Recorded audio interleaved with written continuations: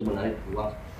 Selanjutnya, pemirsa berkenalan lewat aplikasi di media sosial. Seorang wanita nyaris jadi korban pemerkosaan. Wanita itu sempat disekap oleh pelaku di sebuah apartemen di kawasan Pademangan, Jakarta Utara.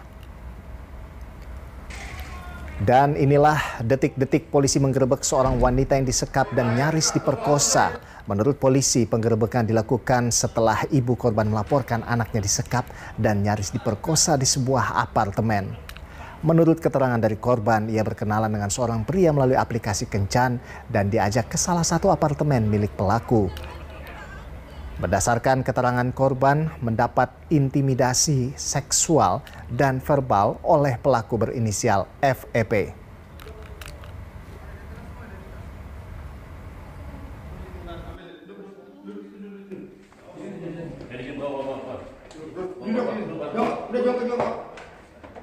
Kalian lagi ngapain memang di dalam?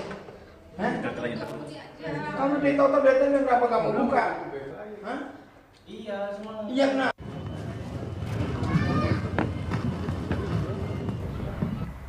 Ya, untuk mengetahui kronologi kasus ini kita bergabung dengan Panit 1 Reskrim Polres Pademangan, Ibtu Muhammad Idris. Selamat malam Pak Idris. Ya, bisa Anda jelaskan mungkin kembali seperti apa kronologi pengungkapan wanita disekap dan nyaris diperkosa ini setelah kenalan lewat aplikasi Kencan? Seperti apa, Mas? Baik, terima kasih atas kesempatan yang diberikan kepada saya, Pak Rolando. Di sini kami mau menjelaskan sedikit terkait dengan kronologi pengungkapan kasus ini. Pada saat tiket opsional dari Polsek Pademangan melaksanakan dinas, kita menerima laporan dari operator program layanan polisi 110 yang merupakan program dari Bapak Kapolri kepada masyarakat, sehingga dari laporan tersebut kita menerima dari ibu yang berinisial S yang merupakan majikan dari ibu korban. Pada saat itu ternyata korban WA kepada ibunya bahwa dia sedang disekap oleh orang, katanya. Dia sedang dibawa di suatu apartemen, kemudian di Sherlock sama dia pada saat itu. Kemudian kita mendatangi, dan yang kita bingung adalah pada saat melakukan pengungkapan atau penangkapan tersebut, unit apartemennya kita tidak tahu dan lantainya pun kita juga tidak tahu. Akhirnya kita berkoordinasi dengan pemilik apartemen, menanyakan nama orang tersebut, yaitu inisial F tersebut, ternyata ada di apartemen yang di wilayah Pademangan. Kita pada saat melakukan pengungkapan itu, yang perempuan itu ke balkon bagian dalam dari unit apartemen tersebut sambil teriak-teriak juga. Akhirnya kita tahu posisinya, langsung kita ke atas dan melakukan pendobrakan untuk mengamankan pelaku dan korban. Baik. Nah, ini apa sebetulnya motif pelaku melakukan penyekapan ini, Pak Idris? Dapat kami jelaskan kalau untuk motif dari pelaku tersebut, dia memanfaatkan, dia merasa dirinya orang yang badannya kekar, katanya dia ganteng, sehingga dia melakukan perkenalan dengan korban melalui aplikasi Kencan. Kemudian dia memberikan bujuk rayu kepada korbannya atau targetnya, sehingga korban itu tertarik. Yang awalnya diajak untuk hanya bertemu, kemudian lama-lama dibawa pakai motor dia, pakai kendaraannya, akhirnya dibawa ke apartemen. Seperti itu. Nah, ini kan diketahui pelaku berprofesi sebagai pelatih kebugaran gitu ya. Sudah berapa kali pelaku melakukan tindakan seperti ini, Pak, dengan modus yang mungkin tadi Anda sudah jelaskan?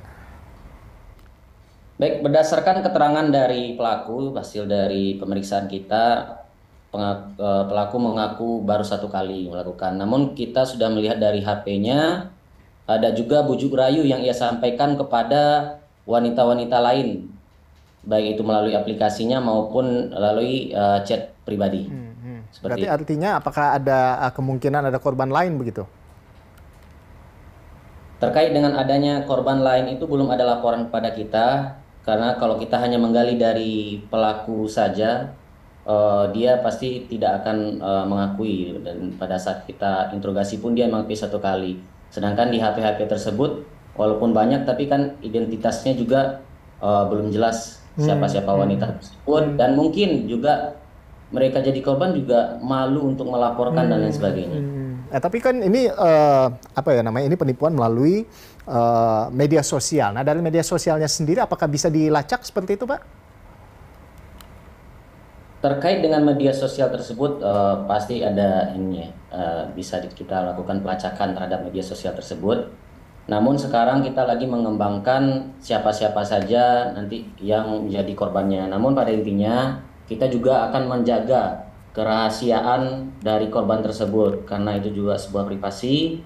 Kita akan menjaga, jadi bagi masyarakat yang mungkin menjadi korban dari TSK ini, tidak apa-apa untuk melaporkan kepada kita. Nanti kita akan melakukan proses lebih lanjut. Baik, untuk korban sendiri apakah ini adalah wanita dewasa atau mungkin masih di bawah umur atau seperti apa informasinya sejauh ini?